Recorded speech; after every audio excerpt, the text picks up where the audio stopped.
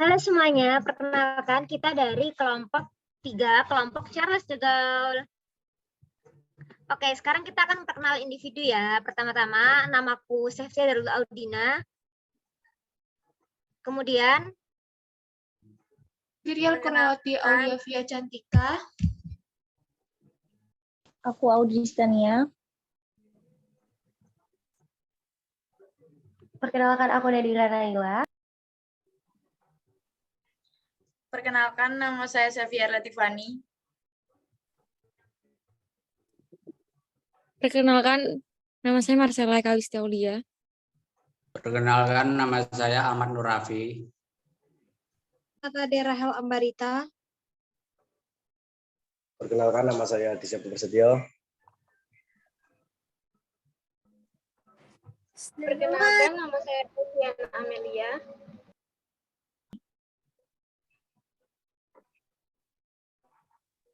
Perkenalkan, nama saya Laila Rizka.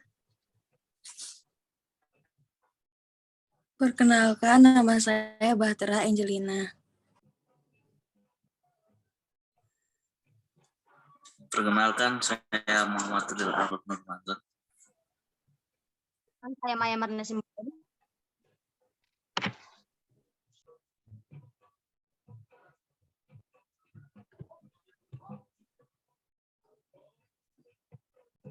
Oke teman-teman semua, kita di sini akan menjelaskan tentang gaya kepemimpinan di era 5.0. Jadi kita akan jelasin gimana sih gaya kepemimpinan yang tepat di era 5.0 ini.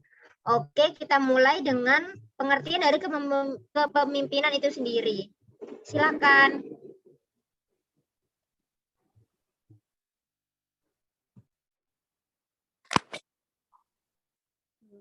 Jadi,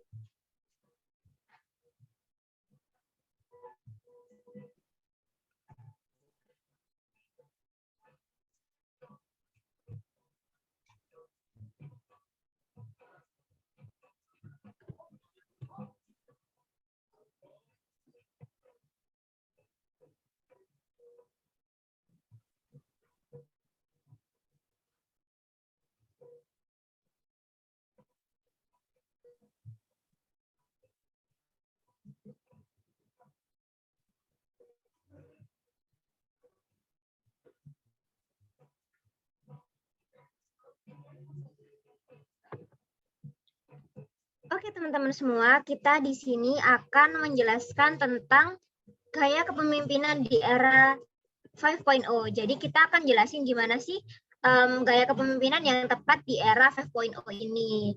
Oke, kita mulai dengan pengertian dari kepemimpinan itu sendiri. Silakan.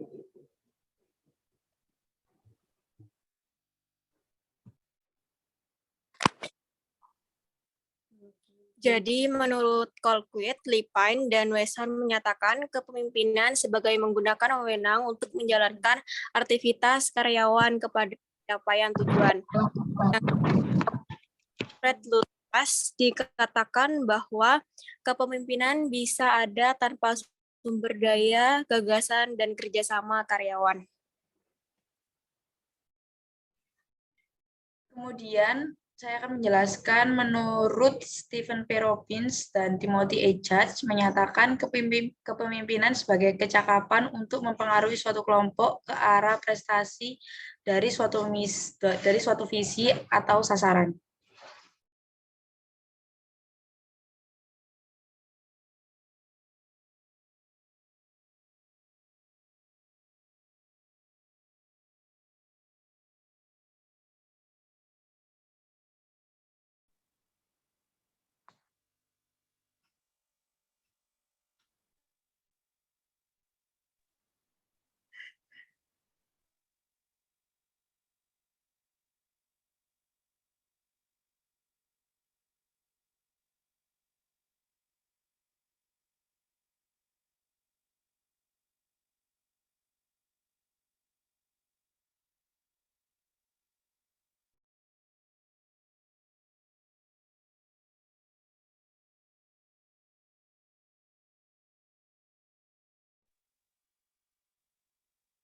Syarat menjadi seorang pemimpin ada dua hal, yaitu yang pertama, Only a small number of individuals are considered to have the right needs to be servant and card become leaders. Hanya sebagian kecil orang yang mampu untuk melayani dengan baik yang disebut pemimpin. Individu yang dianggap mampu ini memiliki mental, emosi, dan fisik yang baik dan matang. Yang kedua, people who make themselves and are smart enough to create new product or launch service at the right times and thus always to the level of leadership. Individu yang mampu untuk menciptakan sebuah produk atau layanan sehingga naik kepada tingkat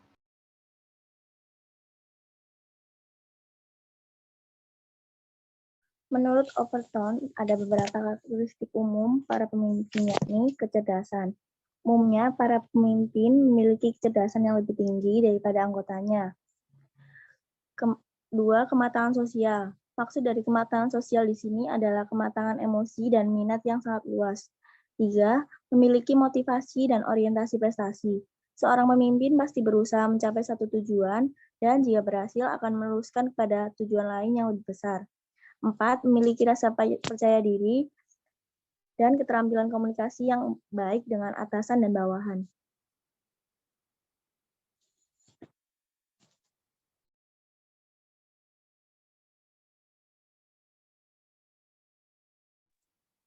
Selanjutnya yaitu ada gaya kepemimpinan. Menurut Gregor dan Hendiat Sutopo mendeskripsikan gaya kepemimpinan menjadi 4. Yang pertama itu ada gaya authoritarian. Gaya ini pemimpin ingin berkuasa sepenuhnya dan suasana organisasi biasanya saat ada pimpinan selalu tegang dan pemimpin di sini tidak memberikan kebebasan dalam pengambilan keputusan. Yang kedua itu ada gaya laissez-faire. Pada gaya ini sifat kepemimpinan tidak tampak dan pemimpin memberikan kebebasan penuh kepada karyawan untuk bekerja. Maka secara tidak langsung kebijakan di sini ada di tangan karyawan itu sendiri. Lalu yang ketiga ada gaya demokratis, yang artinya melibatkan antara pemimpin dan karyawan dalam pengambilan keputusan, pelaksanaan kegiatan, dan berbagai kegiatan lainnya. Atau bisa dikatakan pada gaya ini menganut sistem kerjasama. Kemudian ada gaya pseudo-demokratis. Pseudo ini artinya palsu, namun bukan berarti tidak demokratis. Di sini pemimpin sebenarnya bersifat authoritarian, tetapi dengan segala tingkah lakunya membuat kesan seperti kepemimpinan yang demokratis.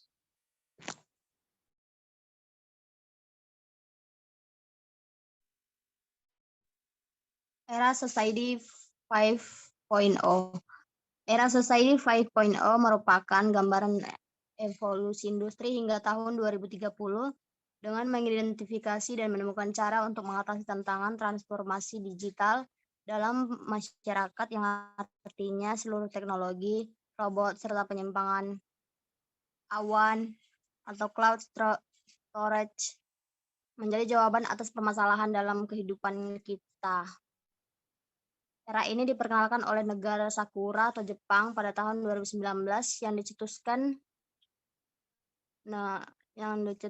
sebagai antisipasi revolusi industri 4.0. Goals dari masyarakat 5.0 adalah untuk menciptakan masyarakat yang mana baik dalam pembangunan ekonomi dan resolusi dari tantangan sosial tercapai, sehingga masyarakat dapat menikmati kualitas hidup yang tinggi. Hal itu sepenuhnya aktif dan nyaman, serta hadir dalam berbagai kebutuhan tanpa memandang usia, wilayah, jenis kelamin, bahasa, dan sebagainya.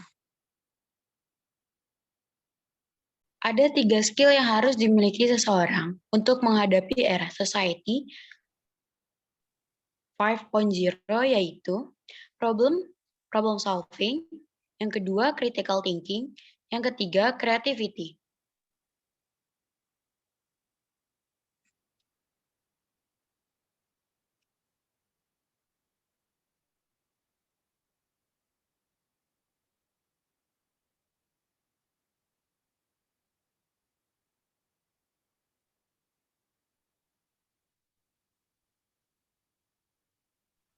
Boleh dilanjut sama Kak Virial.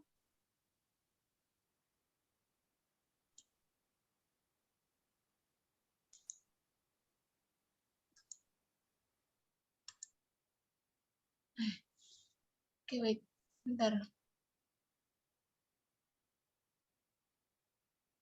Seorang pemimpin harus mampu memprediksi tantangan di masa depan, sehingga mereka dan organisasi yang dipimpinnya dapat survive untuk masa depannya. Dunia perkembangannya sangat pesat, maka pemimpin dan berbagai organisasi juga harus siap dalam menghadapi berbagai perubahan dunia. Manusia yang unggul di era Society 5.0 harus memiliki 4 kompetensi, yaitu yang pertama, leadership, yaitu kompetensi kepemimpinan untuk mempersiapkan peserta didik dengan karakter kuat, khususnya di bidang leadership. Yang kedua, language skill, yaitu kompetensi kemampuan berbahasa asing, khususnya bahasa Inggris. Yang ketiga, IT literacy, yaitu kompetensi penguasaan teknologi informasi dan komputer menjadi ciri utama era Society 5.0. Yang keempat, writing skills, yaitu kompetensi menulis untuk menuangkan ide dan gagasan yang kita miliki dan pemikiran maupun inovasi yang baru dapat ditularkan kepada Society 5.0.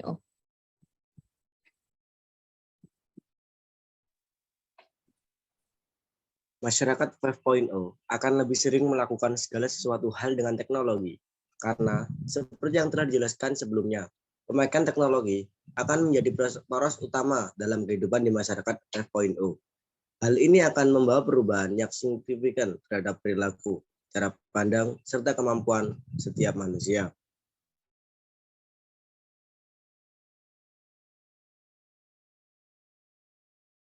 Dengan adanya tujuan yang kompleks dan dengan adanya SDGs, maka perlu adanya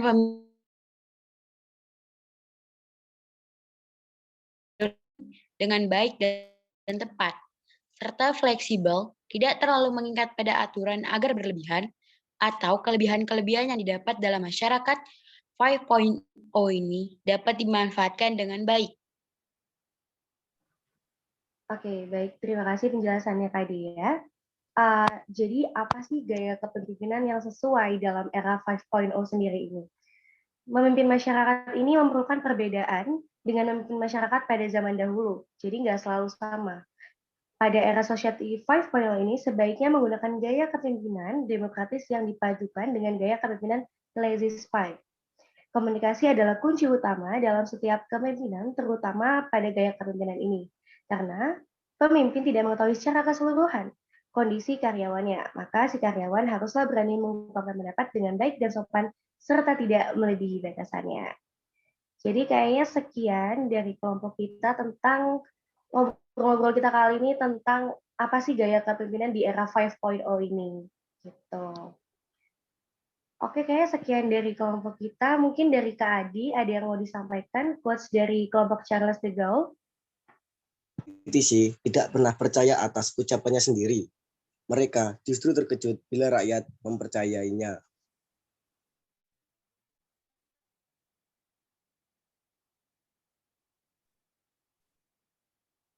Baik, sekian presentasi dari kelompok kami. Kurang lebihnya mohon maaf. Dan mari kita tutup dengan jargon. Charles de Gaulle. Fearless and cool.